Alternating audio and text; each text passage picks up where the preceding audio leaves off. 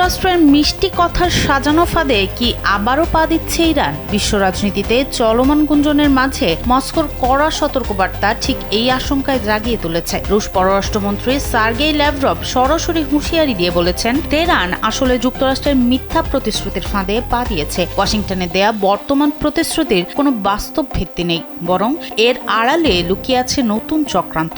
অতীতের তিক্ত অভিজ্ঞতা টেনে ল্যাভরভ বলেন, 2015 সালের পারমাণবিক চুক্তিতে প্রতিশ্রুতির ফুলঝুরি সাজিয়ে শেষমেশ ইরানকে ধোঁকা দিয়েছিল যুক্তরাষ্ট্র। তেহরানকে বারবার কেবল তথাকথিত আশ্বাসের বেড়াজালে আটকে রাখা হয়েছে। রাশিয়ার এই কূটনীতিকের মতে বর্তমানে ভূ রাজনৈতিক পরিস্থিতি এতটাই টালমাটাল যে 24 ঘন্টার মধ্যে 10 বার দৃশ্যপট বদলে যেতে পারে। ইরান নিজের কর্মসূচি সীমিত করলেও আন্তর্জাতিক নিষেধাজ্ঞার শিথিলের বিষয়ে পশ্চিমা বিশ্ব বারবার পিছু হটেছে। তাই নতুন কোনো চুক্তিকে তখনই সাফল্য বলা যাবে যখন তা কেবল কাগজে নয়, বরং বাস্তবে ফলপ্রসূ হবে। এমনকি পাকিস্তানকে কেন্দ্র করে নতুন কূটনৈতিক চালগুলো রাশিয়ার কড়া নজরদারিতে রয়েছে। রাশিয়ার এই সতর্কবার্তা মূলত ইরানকে গোলকধাঁধায় পা না দেওয়ার এক পরোক্ষ ইঙ্গিত।